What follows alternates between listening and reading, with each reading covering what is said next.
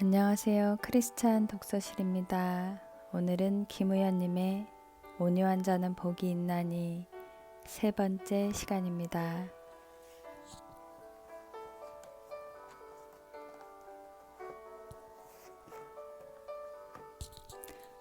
며칠 동안 내린 비로 글자마저 흐릿해진 광고지에 재환이가 무언가 쓰고 있다. 창희형은 전화를 해도 여전히 먹통이다. 난 언제부터 영화를 하게 되었나? 기다리다 지쳐서 내가 영화를 시작하게 된 연원을 생각해 보았다. 순간 눈앞에 눈발이 거칠게 내리고 황량한 들판이 펼쳐졌다. 내가 30이 된 해였다. 4월 말경이었는데 이상하게 때 아닌 눈이 하염없이 내렸다. 깊은 골방에 갇혀 책을 읽던 나는 눈의 기척을 느껴 창가에 섰다. 창문은 하나의 스크린 같았다. 나는 몸과 영혼이 지독하게 아픈 누나와 그로 인해 화병에 걸리신 노모 틈새에서 꼼짝도 못하고 얽혀 있었다. 비가 오거나 날이 스산해지면 누나는 어디론가 도망을 갔다. 때로는 영하의 겨울에 맨발로 도망간 적도 있다. 어느새 한방눈으로 변한 폭설을 기이하게 보고 있는데 그 사이로 작은 물체 하나가 마구 달려가고 있었다. 나는 그것이 현실이 아니라고 생각했다. 그 물체는 누나였다. 누나가 도망을 가고 있었다. 나는 여전히 실감을 못하고 영화의 한 장면처럼 멍하게 보고 있었다. 다른 때 같으면 득달같이 달려가 머리채를 낚아채서 데려왔을 것이다. 나는 움직일 수가 없었다. 마치 계속 번져가는 수묵화처럼 그것은 아름답기조차 하였다. 짙은 회색 하늘 가득 솜 같은 눈이 내리고 있었다. 그 한가운데를 한 점의 외롭고 아프고 지친 서러운 그림자 하나가 바삐 달려갔다. 그래, 가라. 가고 싶은 대로 훨훨 가라. 나도 이렇게 도망가고 싶은데 얼마나 바람이 그리웠으면 그러겠는가. 혼자서 영화 대사를 읊듯 독백을 했다. 그렇게 쉽게 누나를 떠나보내긴 처음이었다. 어머니는 밤새 소가리를 하는 기척이셨다. 한두 번이 아니기에 막내인 내게 미안해서 내색조차 못하시는 것이었다. 나는 새벽까지 고무판 하나를 파며 라디오를 듣다가 겨우 잠이 들었다. 어릴 적부터 화가의 꿈을 가지고 그림을 그린 나는 30이 다 되어 고무판 하나를 다시 시작했다.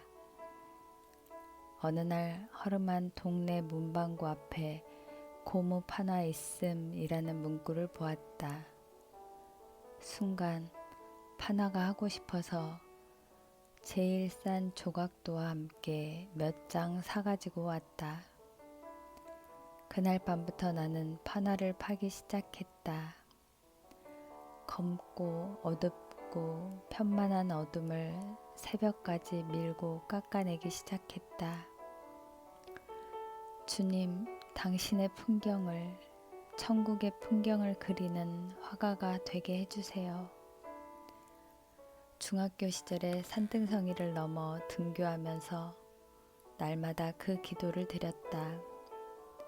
그러나 화가는커녕 아무것도 할 수 없는 무기력한 청춘이 되어 고무 하나를 밀어내고 있었다. 시인과 촌장의 노래 가시나무를 듣고 들으며 밤을 깎고 밀어내었다. 그 노래는 무성한 가시나무 같은 나의 주제곡이었다. 그런데 몇 년 후에 놀랍게도 노래를 부른 덕규 형을 만나고 형제가 되었다. 형도 서럽고 발 시리던 나날들을 걸어온 사람이다.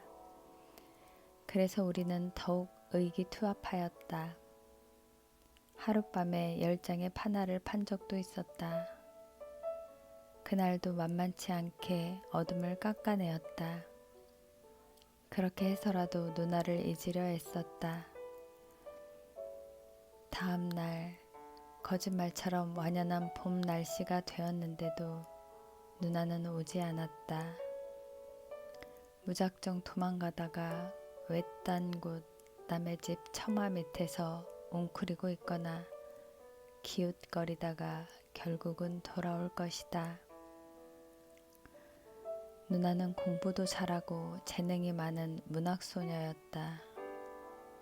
그러나 알 수 없는 운명의 굴레, 어둠의 틈입에 무너지고 말았다. 누나는 잘 있을 거예요. 걱정 마세요. 어머니도 가고 싶은 밭에라도 가보세요. 가고 싶은 곳에 가세요. 그리고 나는 무작정 집을 나섰다. 하지만 막상 갈 곳은 없었다. 어디로 가고 싶어도 갈 수가 없는 시절이었다. 이름 없는 항구에서 배를 타노라.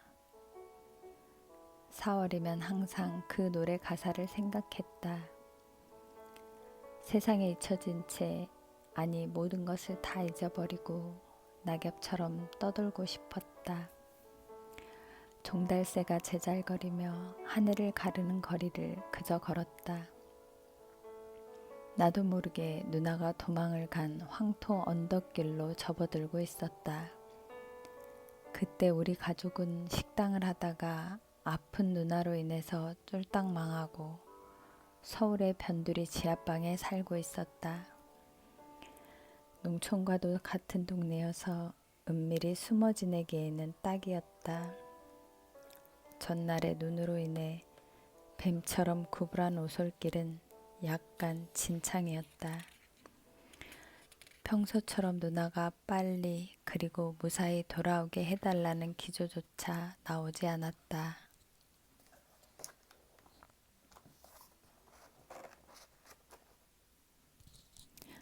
아지랑이가 야트막한 사너리 아래 밭고랑 사이에서 일렁였다.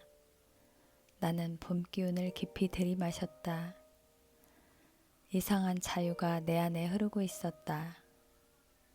터덕터덕 진창길을 걷다가 나는 흠집 놀랐다.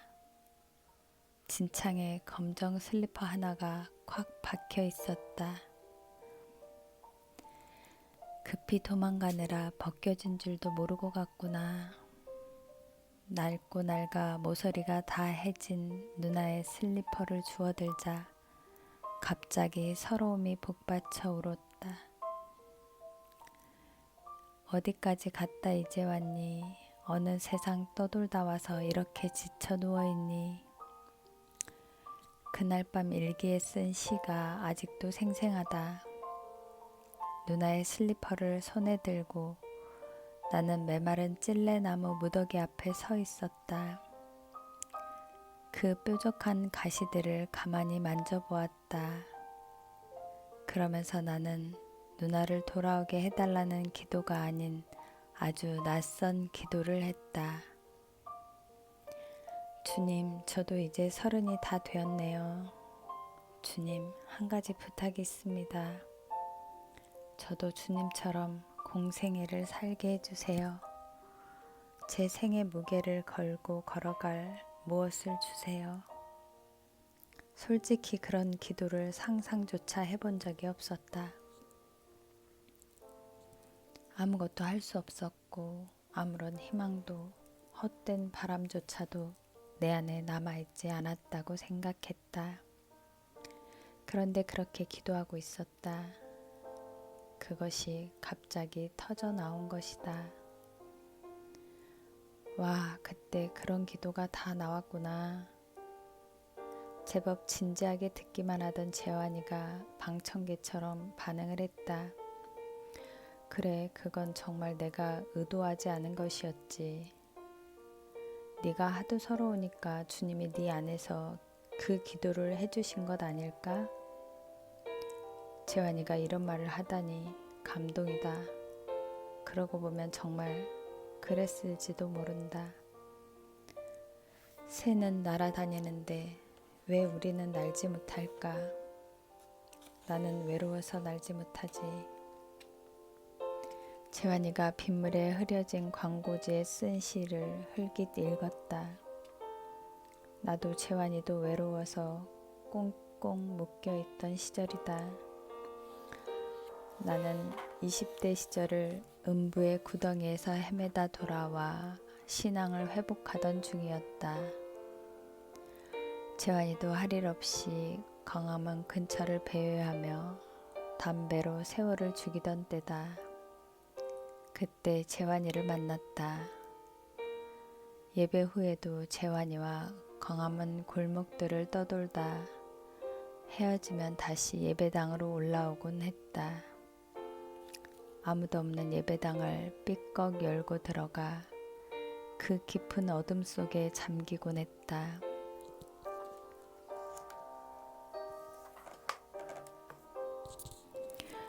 오 나의 자비로운 주님, 나의 몸과 영혼을 주님 은혜로 다 채워주소서. 다시 한창 불려지던 이 찬양을 나는 참 좋아했다. 기도조차 하기 힘들었던 너무나 부끄럽고 바보 같은 시절이다. 이 찬양은 나의 모든 것을 담은 기도였다. 이 세상 괴로움, 걱정, 근심 주여 받아주시고 힘든 세상에서 인도하소서. 이 정도까지만 불러도 나의 얼굴은 거의 눈물로 범벅이었다. 어느 누구에게도 들키고 싶지 않던 허기와 곤고와 누진 피곤이 홍수처럼 터지며 나는 울고 울었다. 예수, 오 예수 지금 오셔서 예수, 오 예수 채워주소서. 나는 이 후렴부만 수십 번을 반복하였다. 그리고 어렸을 적부터 외우던 성구를 늘 떠올렸다. 구하기 전에 너희에게 있어야 할 것을 하나님 너희 아버지께서 아시느니라. 이 말씀이 얼마나 위로가 되었는지 영혼까지 뜨거울 정도로 너무나 부끄러웠으므로 기도조차 하지 못하던 시절이다. 그러나 우리 아버지는 구하기 전에 있어야 할 것을 이미 다 아신다. 그분이 우리 아버지다. 역시 말씀 하나가 내 안에서 등불로 타올랐다.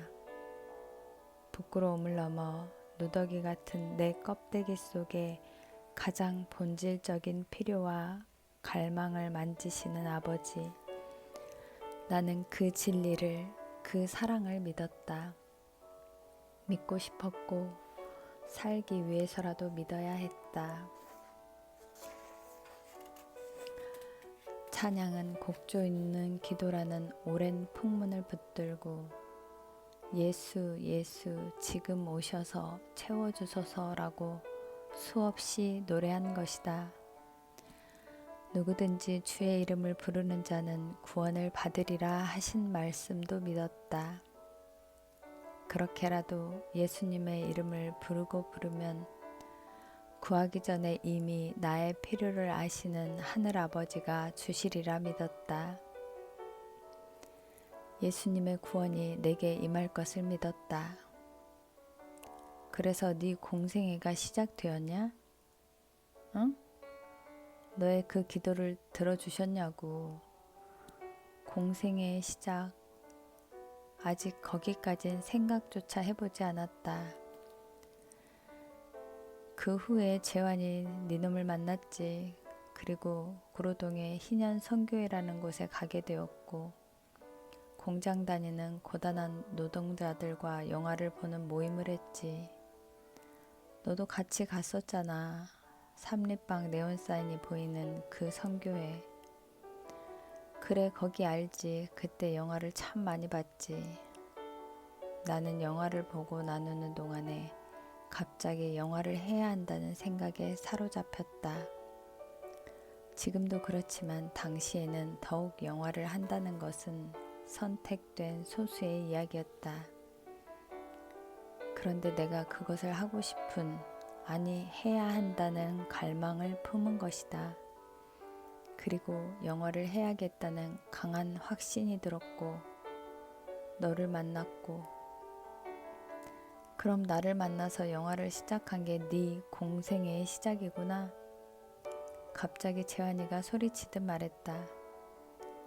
나는 재환이의 모습이 우스꽝스러워서 하하하 웃기만 했다. 그때 저 골목 끝에서 신나는 라디오 소리가 들려왔다. 창희 형이 오나 보다. 저놈의 늙은이가 이제 오고 지랄이야. 욕을 퍼부으면서도 재환이가 먼저 골목으로 뛰쳐나간다. 기다리는 우리를 전혀 개의치 않는 창희 형이 자기에게 어울리는 작은 자전거를 타고 나타났다. 광부용 플래시가 달린 헬멧을 쓰고 핸들 가운데도 여러 장식으로 튜닝을 했다. 어이 늙은 영감, 우연이가 삼계탕 해주려고 닭까지 사왔어. 그래? 신나라. 고마워 동생. 그게 전부다. 미안하다는 말도 없다. 그래도 나타나준 것만으로도 고맙고 반갑다. 아직도 아파? 아니, 다 나았어. 난 안 아파. 누가 왔다 갔어? 응, 있잖아. 천사 영란이. 그동안 쥐포며 호박엿, 스타킹을 사다 바친 게 얼만데 와야지. 재환이는 자매들 얘기만 하면 괜히 흥분을 한다. 자기보다 창희 형이 인기 있는 게 배가 아파서이다. 창희 형은 자매들만 아니라 나에게도 늘 선물을 한다. 내 어린 딸 지우에게도 청계천 벼룩시장 같은 데서 구한 이상한 장난감들을 많이 갖다 주었다. 아마 다른 사람들에게도 그럴 것이다. 그래서 인기가 좋다. 성경에서 말하듯 주는데 인색하지 않기에 도로 받는 것이다. 창희 형이 문을 열자 재환이가 제 집처럼 먼저 계단으로 내려가며 궁시렁거린다. 손과 발이 굽은 창희 형을 부축하며 내가 말했다. 야, 솔직히 자매 사랑은 네 놈이 더하지 않냐? 그렇지, 내가 더 좋아하지. 여자 없으면 못 살지. 여자는 나의 힘이지. 여호와가 나의 힘이 아니고 자매가 나의 힘이냐? 아니야, 그건 아니야. 재환이가 굳고 부인하자 창희 형이 한마디 한다. 아니긴 뭐가 아냐. 네가 지난 여름에 한 짓을 무연이에게 고자질한다. 나 없는 사이에 광화문에서 무슨 일들이 있었나 보다. 시를 쓰는 거리의 장사치를 기억하고 가끔 찾아오는 여인들이 있다고 들었다. 아마 그 이야기일 것이다. 시끄러 이 늙은이야. 말하면 죽음이다. 하하하 까까까. 어둠 계단에서 신발도 안 벗고 옥신각신 하다가 우리는 석류 같은 웃음 한 줌을 토했다. 그래, 이것이 주님이 열어주신 나의 공생애인지도 모른다. 웃음소리 끝에 그런 생각이 매달려 왔다. 그날의 어설픈 기도를 30이 되었으니 예수님처럼 공생애를 살게 해달라는 기도를 들으시고 응답하셨는지도 모른다. 우리 주님은 능히 그러신 분이다.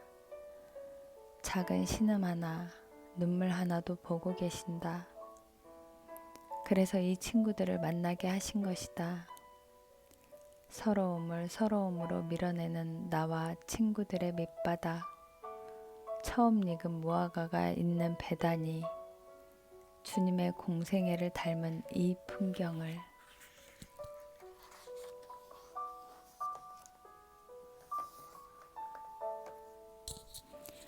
재환이가 비를 잔뜩 뒤집어 쓰고 거칠게 문을 열고 들어왔다. 그러더니 소파에 털썩 드러눕는다. 덕규 형이 재환이 피곤할 때 누우라고 갖다 준 것이다. 그것을 안 재환이는 오기만 하면 거기 벌렁 누워버린다. 야, 이거 가져왔다. 조끼 안쪽에 끼고 온 시 노트를 꺼내어 휙 던진다. 옷은 다 젖었는데 시 노트는 하나도 젖지 않았다. 백지 연습장에 지렁이 글씨가 가득하다. 와우, 글씨가 날로 번창하시네요. 난 분위기를 바꾸려고 농담을 했다. 그게 잘 쓴 거냐? 세상에 이런 글씨가 어디 있냐? 재환체라는 폰트를 만들어도 좋겠어. 녀석은 칭찬하면 금세 얼굴이 밝아진다. 그러면서 푸념 같은 말을 던진다. 글씨만 번창하면 뭐하냐. 결혼할 여자도 없는데. 하. 다시 여자 이야기를 하면서 천년은 더묵은 듯한 깊은 한숨이다. 며칠 전 창희 형 집에서 갑자기 결혼하고 싶다고 타령을 하기에 기분 띄워주려고 예쁜 자매를 소개하겠다고 말했는데 은근히 협박하는 눈치다. 점심은 나는 피해가려고 딴소리를 하였다. 아직이지 비 피해 오느라고 죽어라 달렸지. 빗속을 냅다 달리는 모습이 눈에 선하다. 휘청이고 뒤뚱거리며 달려온 길들이 아프다. 나는 컵라면에 뜨거운 물을 부어주고는 시노트를 펼쳤다. 거리에 매미는 운다. 짝을 찾기 위해 운다. 그래야지 내년에 또 울지. 내 사랑하는 님이여, 당신을 어제 보는데 내 슬픔이 몰려오는지 모르겠네. 당신이 찬양하는 모습 보는데 참 예뻤어요. 난 당신의 이름 모르나 나 당신 사랑할래. 전에 보이지 않던 사랑에 대한 시들이 자주 엿보인다. 어느 모임에서 마음에 드는 자매가 생긴 모양이다. 하기는 재환이도 남자고 사랑을 하고 싶은 외로움을 가진 영혼이다. 그 외로움의 무게가 너무 커서 날지 못하는 아픈 새다. 그러나 그 아픔을 누구도 헤아리지 않았다. 버티고 있는 산처럼 항상 그렇게 살 것이라 치부한 것이다. 이번 시 노트에는 은근히 사랑, 소녀, 여인이란 단어가 제법 많다. 너 연애하고 싶냐? 라면을 먹던 재환이가 기다렸다는 듯이 즉각 답을 한다. 내 평생 소원이지. 깍깍. 평생 소원이 주님의 일이 아니고 연애냐? 주의 일이 제일 먼저고 그 다음이 여자 꼬시기. 깍깍. 순간 작업실의 동생들이 한바탕 웃어댔다. 전 같으면 왜 웃어 이 새끼들아 하면서 욕짓거리를 했을 거다. 그리고 그 거칠고 딱딱한 손으로 동석이 머리를 내리쳤을 것이다. 그러나 이상하게 아무 대꾸 없이 컵라면을 후후 불며 힘겹게 먹고 있는 재환이가 측은해 보였다. 가끔 내가 아내와 딸을 데리고 오면 무척 부러워하는 눈치였다. 딸아이가 내게 안겨서 장난이라도 치면 나도 결혼하고 싶다 하면서 쓴웃음을 지었다. 그러고는 어두운 계단으로 가서 쪼그리고 앉아 글을 쓴다. 나도 언젠간 예쁜 아이 키우고 싶은데 아직도 나한텐 애인이 없다. 휴지통에서 주운 마분지에 이런 시를 끄적여 놓았다. 아예 노골적인 시위를 하는 것 같았다. 야, 우리 재결추, 재환 결혼추진위원회라도 결성해서 저 한을 풀어주자. 창희 할매하고 결혼시키면 되잖아요. 방도 있고. 한 후배가 농담을 했다.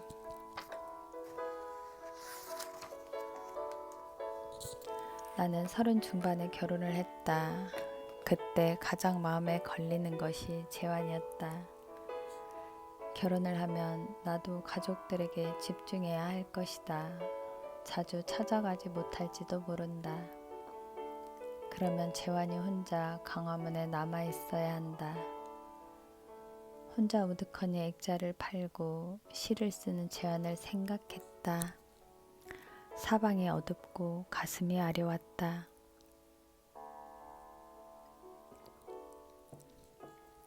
처음 영상을 시작했을 때 우리는 주일이든 평일이든 주로 광화문 뒷골목을 떠돌며 촬영을 하고 수다를 떨었다.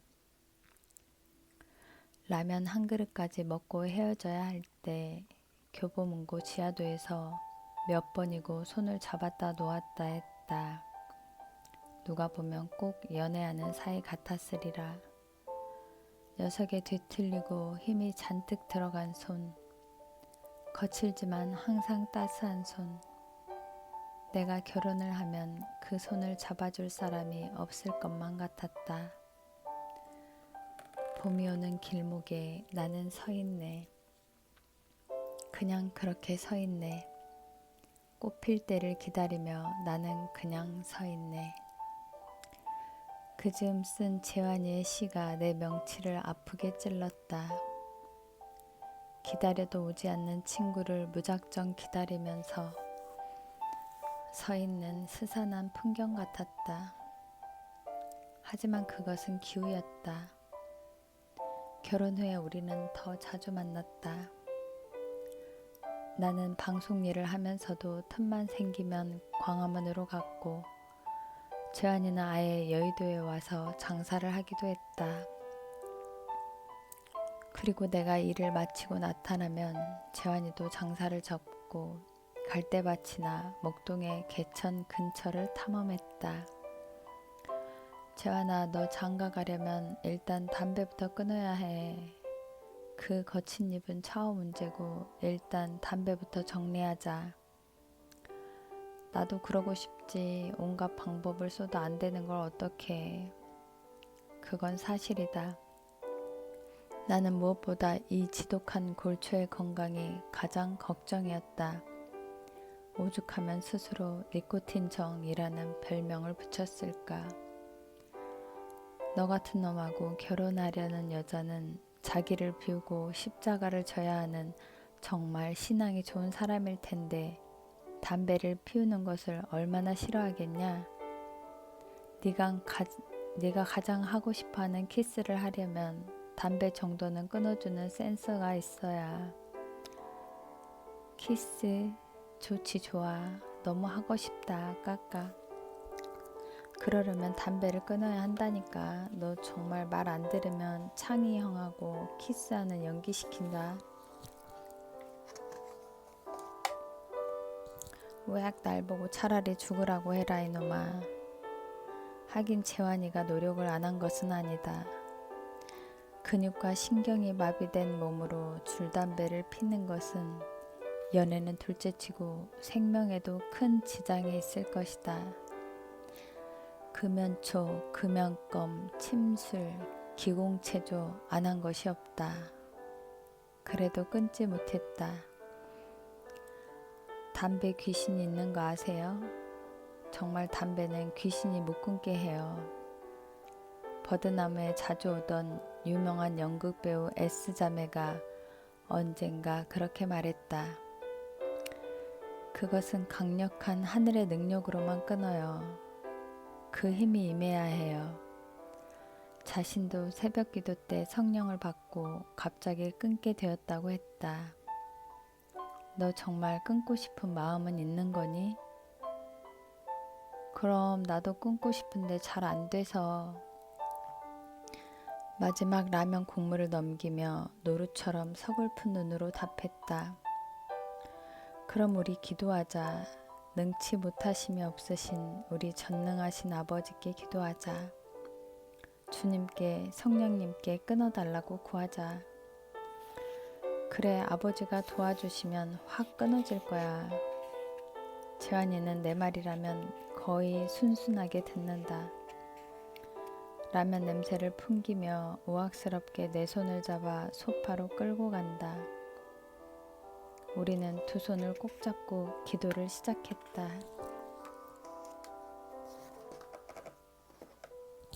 전능하신 아버지 도와주세요. 담배 귀신이 싹 떠나도록 강력한 능력을 부어주세요. 시란 것도 하나님이 주시지 아니하면 내가 절대로 쓸 수가 없다. 하나님께서는 나에게 시를 쓸 수 있는 기회를 주셨다. 재환아, 너 시가 바뀌었구나. 언제부터 이런 시를 쓴 거야? 오랜만에 시 노트를 가져온 것을 읽다가 내가 말했다. 요즘 성령님께서 시를 주셔.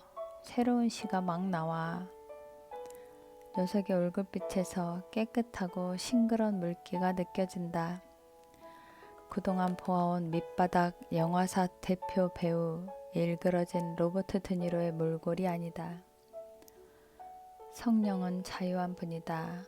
어린아이 마음 갖고 계신 하나님이시라. 나에게 참 자유가 있다. 성령께서는 나와 함께 길 걸어간다. 어제는 하나님께서 날 웃게 만드시는데 난 하루 종일 즐거웠으며 내 안에 계신 하나님 사랑한다. 성령이라니, 참 자유라니, 분명 재환이가 쓴 시인데 낯설기조차 하다. 그동안 재환이는 시에 성령, 하나님 이런 단어를 거의 쓰지 않았다.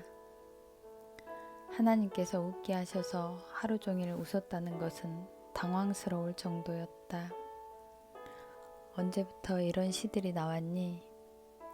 언제긴 언제야 담배를 확 끊어버리고 나서지. 그러고 보니 정말 기적처럼 담배를 끊고서 재환이가 무척 달라졌다. 달라진 정도가 아니라 거의 혁명 같은 변화가 일어났다. 거칠고 욕설이 난무하던 언어들도 다듬어지고 예고 없이 후배들을 후려치던 손도 새색시처럼 얌전하다. 와, 재환이가 정말 성령을 받았나 보구나. 그렇지, 성령님이 내게 오셨지. 하나님께서 나에게 따뜻하고 꽃피는 봄날을 주셨나이다. 감사합니다, 하나님. 정말 이것은 100년 동안의 겨울 끝에 온 봄과 같았다. 진정으로 하나님을 향한 감사함이 단순한 글에서 전이되는 것이다. 외롭고 아프고 어둡던 그 풍경들이 갑자기 향기로운 기쁨과 감사로 채워져 있다.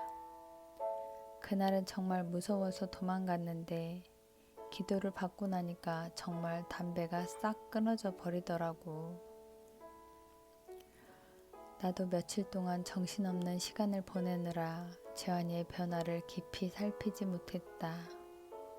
성령님을 알게 되고부터 너무나 많은 일들이 벌어졌다. 상상하지 못한 기적이었다. 담배를 끊게 해달라고 같이 손을 잡고 기도한 일주일 후쯤이었다.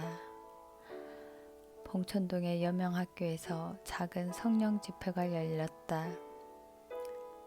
그곳은 탈북자들을 위한 대안학교로 믿음의 동지들과 월요 기도 모임을 하던 장소이다. 지하철에서 맨발로 전도한 광인 같은 최춘선 할아버지의 영상으로 나는 한순간에 교회에 알려지게 되었다. 나조차 예상하지 못한 일이었다. 그동안 일반 방송에서 많은 작업을 했지만 교회에 내 영상을 나누는 일이 있을 것이라고는 생각도 하지 못했다. 가난한 자는 복이 있나니와 팔복의 두 번째 시리즈인 애통하는 자는 복이 있나니 등으로 나는 많은 친구들도 얻었다. 그리고 그들과 부흥과 통일을 위한 다양한 기도 모임을 하게 되었다. 그날은 특별히 당시 알게 된 치유 사역자이자 대학 교수인 송기철 장로님을 모시고 집회를 열었다. 나와 같이 지성적인 신앙을 살던 동지들이 하나님 나라와 성령 세례에 대한 장로님의 메시지에 매우 크게 반응하는 것을 느꼈다. 그동안 성령이라는 단어를 은사주의에 치우친 이들의 전유물로 알던 이들이 새로운 지경으로 들어가게 되었다. 메시지를 마친 장로님이 성령 세례와 치유를 위한 기도를 해주는 시간을 가졌다. 예전의 부흥회나 집회와는 달리 조용하면서도 차분하게 기도를 하는데도 여기저기서 사람들이 쓰러지기 시작했다. 그곳에 매우 당혹해하는 시선들이 느껴졌다. 내가 처음 장로님을 만났을 때에도 그런 느낌이었다. 어떤 이는 쓰러져 울고 어떤 이는 질병이 치유되어 감격하고 있었다. 손을 흔들며 노래하고 춤을 추는 이들도 있었다.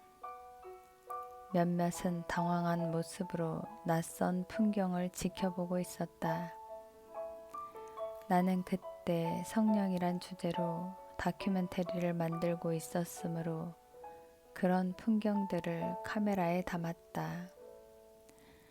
이 주제는 내 작업사상 가장 파격적인 것이었다. 나는 그동안 가장 낮고 남루한 풍경들만 찾아내서 그 속에 깃든 그리스도의 풍경을 담아내는 작업을 해왔다. 그것이 방송이든 개인적인 작업이든. 그런데 갑자기 성령이라니 나조차도 아직은 익숙하지가 않았다. 형, 재환이 형이 도망가요. 막내 세준이가 뒤에서 촬영을 하며 서 있던 내게 말했다. 입구 쪽으로 가보니 재환이가 정말 계단을 황급히 내려가고 있었다. 평소엔 발이 불편해 계단에서는 항상 손을 잡아주어야 하는데 뭔가 두려움을 느꼈는지 혼자서 휘청거리며 가고 있었다. 정재환, 너 어디가? 어딜 혼자 도망가는 거야? 나는 급히 내려가 목덜미를 확 낚아챘다. 아니, 그냥 무서워서. 무서워. 뭐가 무서워? 너도 기도 받아야지. 이건 솔직히 너를 위한 집회야. 저 장로님의 집회에 갔었는데 불치병이 낫는 것을 봤어. 나는 강하게 그 팔을 잡아 위로 끌고 갔다. 알았어, 기도 받을게. 재환이가 다시 내게 끌려 집회 장소로 올라갔다. 오빠 어디가? 기도 받아야지. 혹시 알아? 그 몸이 나을지? 뒤에서 섬기던 여명학교 조명숙 교감이 애교 섞인 콧소리로 장난스레 말했다.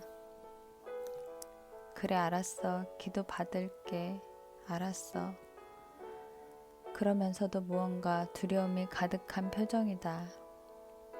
거칠고 자신만만하던 예전의 모습은 보이지 않는다. 재환이가 굳은 얼굴로 내 손을 잡고 다시 기도를 받는 대열에 섰다. 거친 손이 떨림 속에 더욱 나를 강하게 잡았다. 나도 그 손을 꽉 잡아주었다. 내 말에 항상 순응하는 재환이가 고마웠다. 여기저기서 기도를 받은 이들이 쓰러져 있거나 울고 있었다. 예전 같으면 나 자신이 먼저 이런 장면들을 무척 꺼렸을 것이다. 나는 은사나 성령, 심지어 예배, 열방이란 말조차 꺼리는 특이한 종자였다. 자신이 꺼리는 사마리아의 풍경, 지극히 작은 자 하나의 허기와 목마름을 채우는 삶이 없는 예배와 열방이 얼마나 허위인가. 나의 관심은 오직 익명의 그리스도였다. 빈들의 마른 풀같이 시들은 영혼들과 상한 갈대와 꺼져가는 등불들을 세워주고 회복시키는 하나님에만 천착하던 내가 이 기이한 성령 집회를 주최한 것이다. 나는 성령 집회 같은 것을 거의 알지 못했다. 성령에 대해 눈을 뜨는 충격적인 변화가 있긴 했지만 그런 것을 추구하는 이도 아니었다.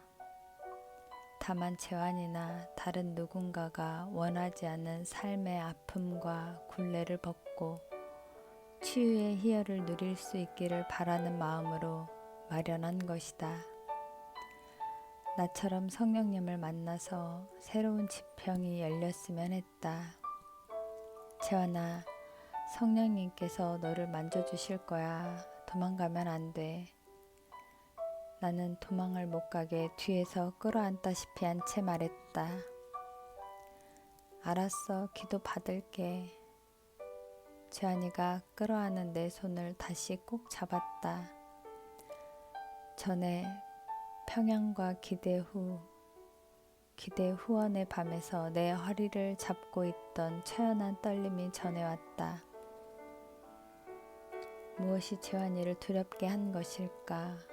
정말 담배 귀신이 두려움을 주는 것일까?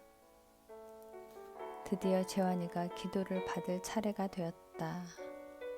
손 장로님이 재환이를 보더니 측은한 표정으로 기도를 시작했다.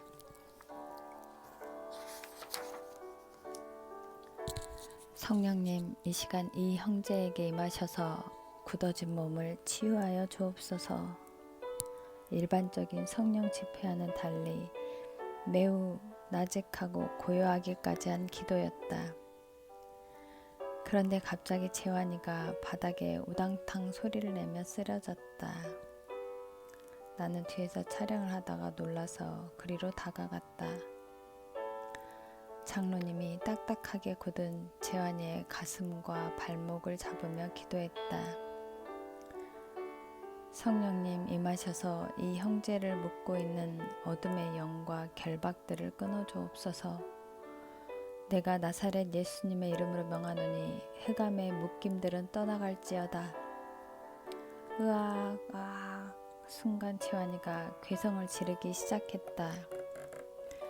그 장면을 촬영하던 나는 갑작스런 비명에 어찌할 바를 몰랐다. 주님께서 재환이를 만지시나 보다. 그렇게 생각하면서 재환이의 얼굴을 카메라로 클로즈업했다. 재환이는 계속 소리를 지르며 온몸을 뒤틀고 있었다. 그런 재환이의 뒤틀림과 고통스러운 얼굴은 처음이었다. 어디선가 키보드 반주 사이로 하모니카 소리가 들리기 시작했다. 둘러보니 언제 왔는지 창희 형이 하모니카를 불고 있었다. 베레모에 검은 선글라스까지 쓰고 구석에 주저앉아 재환이의 절규를 따라 찬송가를 부는 전경은 기이하고 아름다웠다. 나는 그 모습에서 펜하여 재환이를 다시 찍었다. 재환이가 온몸을 뒤틀며 여전히 비명을 지른다. 그때 나의 온몸도 덩달아 흔들리며 재환이의 고통과 상처가 전이되는 듯했다. 재환이가 저렇게 아파했구나. 늘 함께 어울려서 그 속내의 고통을 알지 못했구나. 그런 생각을 하는 내 안에서도 갑자기 누군가 어떤 절규 같은 것을 터뜨리며 용암 같은 눈물이 솟구치기 시작했다. 재환아, 그토록 큰 상처와 뒤틀림을 품고 살아왔구나. 그렇게 거칠고 강한 척하던 내 친구 재환이가 이렇게 아파하는구나. 더 촬영을 할 수 없을 정도의 강렬한 울음이 터져나왔다. 결국 카메라를 후배에게 맡기고 구석으로 가서 그대로 주저앉아 한없이 울었다. 나는 서러워도 아파도 이를 악물고 참아내는 축이다. 몇몇 후배들이 우는 나를 보고 덩달아 우는 것이 보였다. 그래도 멈추어지지 않는 울음이었다. 문득 이 예기치 않은 울음은 언젠가 경험한 것과 흡사하다는 생각이 들었다. 이 모든 일들을 가능하게 만든 그날의 숙명적인 사건이 떠올랐다. 주님, 오늘도 당신의 손과 발이 되게 해주세요. 당신이 만지고 싶은 영혼들을 제 손을 통해서 만지시며 함께 있고 싶으신 그 풍경들 속에 제 발을 통해서 걸어가소서. 10년 가까이 아이 같은 작은 기도를 주님께 드렸다. 다큐멘터리 촬영을 하면서도 나의 간구는 항상 그것이었다. 다른 기도는 깊이 하지 못해도 늘 그것만은 주문처럼 외우고 다녔다. 재환이와 어울리고 다큐멘터리 한 편을 마치면 지하철의 노숙자 친구들, 맨발로 전도를 하는 미치광이 같은 노인을 찾아다녔다. 주님을 흉내내고 싶어서 사무치는 그리움처럼 그런 풍경 속을 홀로 떠돌곤 하였다. 사실 나는 교회의 안정적인 분위기나 성령, 부흥, 열방 같은 용어들과 거리가 먼 혼자만의 궤도를 도는 떠돌이 유성이었다. 그런데 내가 어떻게 성령 집회를 주최하는 사람으로 변화된 것인가? 1년 전의 그 사건, 그 눈물이 이 모든 일의 연원이었다. 그때도 이런 뜨거운 복받치는 눈물이 터져 나왔다. 그 눈물샘이 터지던 그날 이후부터 나는 변한 것이다. 주님, 내 안에 이 형용하지 못할 답답함과 막힘의 이유는 무엇인가요? 너무 힘들어서 견딜 수가 없습니다. 봄 기운이 막 사냐를 연두빛으로 덮어가던 날이었다. 그날도 예수님의 손과 발이 되게 해달라는 간구를 하고 집을 나섰다. 그런데 기도를 하고부터 이상한 기운이 나를 옥죄고 힘들게 하였다. 어떤 서글픔 같기도 하고 바위 같은 것에 짓눌려 숨이 조여오는 아주 독특한 기분이었다. 나는 방배동 버드나무 사무실을 얼마 앞두고 더 견디지 못해서 급히 길가에 들이온 숲속으로 들어갔다.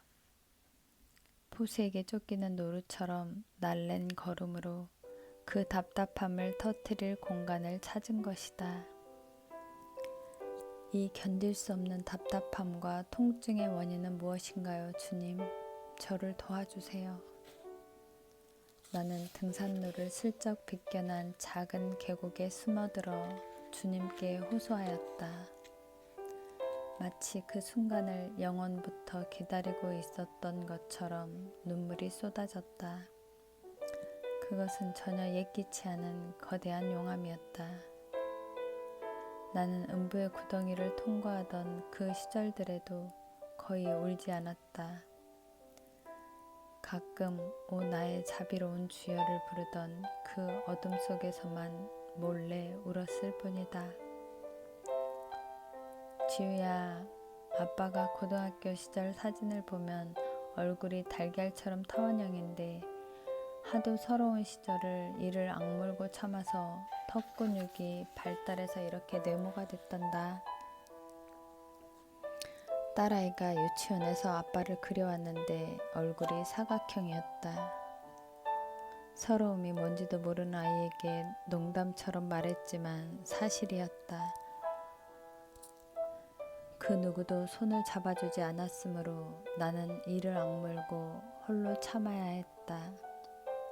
울지 않으려고 애쓰고 꾹꾹 눌러 그 삐져나오는 물기들을 다시 집어넣어야 했다. 서러움이 북받칠 때면 사마리아로 가시던 주님의 풍경을 생각했다. 그때 주님이 바라보시던 그 하늘을 떠올렸다. 연한 푸르름과 분홍빛의 서러움을 머금은 하늘빛. 물론 나는 그 하늘빛을 알지 못한다. 그러나 항상 그것을 상상하고 이기려 했다. 왜 그랬는지는 나도 모른다.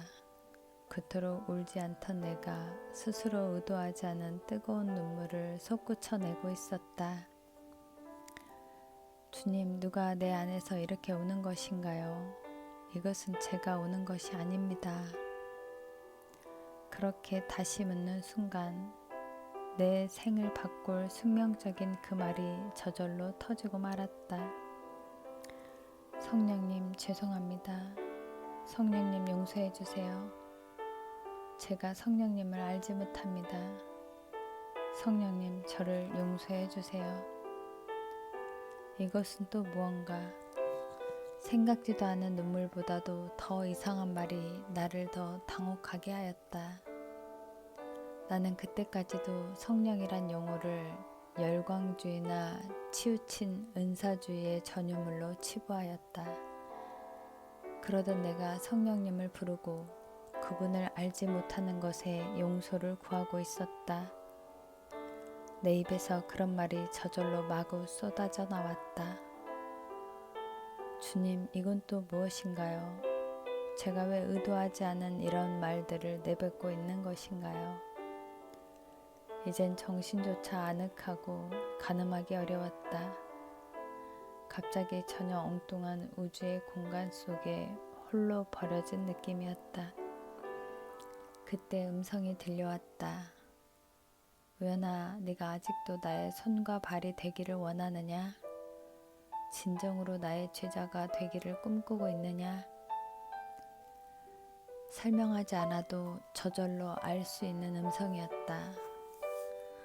항상 주님의 음성을 들었다고 하는 이들이 의아하기도 하고 궁금하였다. 저들은 어떻게 그 음성을 듣는가? 성령에 대하여 꽉 닫아놓고 있으면서도 그것은 아주 궁금하였다. 그런데 내가 그 음성을 듣고 있는 것이다. 분명 꿈이 아니었다. 귀가 아닌 심령의 소리가 들리는 듯하였다. 너무나 선명하고 뚜렷한 소리였다. 주님, 제가 진정으로 그것을 원하고 원합니다. 제가 얼마나 주님의 제자가 손과 발이 되고 싶어 하는지 주님이 아십니다.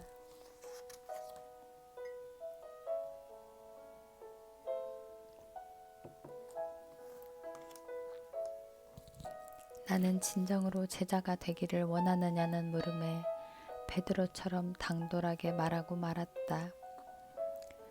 그러나 그것은 사실이었다. 날마다 거의 빠짐없이 그 간구를 어디서나 흩뿌렸기 때문이다. 간구만 한 것이 아니라 주님의 풍경 속에 거하고 싶어서 이루 말할 수 없는 시간들을, 길들을 떠돌았다. 재환이만 아니라 그런 여정에서 만난 맨발로 전도하는 최춘선이란 노인을 만나고 싶어서 대여섯 시간을 지하철을 찾아 헤맨 적도 여러 번이다. 주님, 그 할아버지를 만나게 해주세요. 국밥 한 그릇 대접하고 싶습니다. 지극히 작은 자 하나를 먹이고 마시게 하고 돌아보는 것이 곧 주님께 한 것이라는 말씀을 붙들고 그렇게 기도했다. 설날에 맨발의 노인에게 따스한 국밥 한 그릇을 사드리고 싶어서 몇 시간 동안 지하철을 헤매고 다녔다. 무슨 대단한 사명감이나 사랑으로가 아니라 그저 말씀에 순종한 것이다. 누가 그런 이상한 짓을 한단 말인가? 내가 생각해도 나란 놈은 참 문제적 인간이었다. 어릴 적 집에서 내쫓겨 수십 년 노숙자로 사는 잠실역의 하늘이 형과 두한이, 석현이 형 같은 이들과 얼마나 헤매고 돌아다녔는지 모른다. 하늘이 형의 고향집을 찾아주려고 떠돈 논길과 논두렁, 주민등록조차 없는 석현이 형의 태생을 밝히려고 백령도까지 찾아가 갈매기처럼 울었던 시간들. 결국 아무것도 찾지 못한 그 형은 절망하여 연안부두에서 자살하였다. 그를 묻으며 하늘이 형의 하모니카를 들으며 나는 한동안 아무런 촬영도 하지 못했다. 그렇게 청춘을 소진하듯 들깨처럼 떠돈 이유가 다 그리스도의 풍경을 흉내내고 싶어서였다. 베다니의 문둥이 집에서 식사를 하시는 그 풍경. 나는 그토록 그리스도의 손과 발이 되기를 집착했다. 우연아, 나는 너의 그 갈망과 열심을 잘 알고 있다. 그러나 네가 진정으로 꿈꾸는 나의 풍경에 거하고 내 손과 발이 되는 것은 너의 힘이나 감각만으로는 도달할 수 없다. 그것은 오직 성령의 능력으로 이루어지는 삶이다. 보혜사 성령님이 너를 그리로 인도하시는 분이다. 그러나 너는 성령님의 능력과 그분의 역사를 알지 못한다. 그 무지를 지금 너의 영혼이 아파하고 우는 것이다. 주님께서 말씀하셨다. 이것은 단 한 번도 상상하지 않은 말씀이었다. 내가 진정으로 꿈꾸는 삶을 성령님이 인도하신다니, 그 성령님을 알지 못하는 나의 무지를 내 영혼이 아파하며 이런 엄청난 울음을 울다니, 나의 영이 있다는 것조차 의식하지 못하고 살아왔던 것이다. 감사합니다.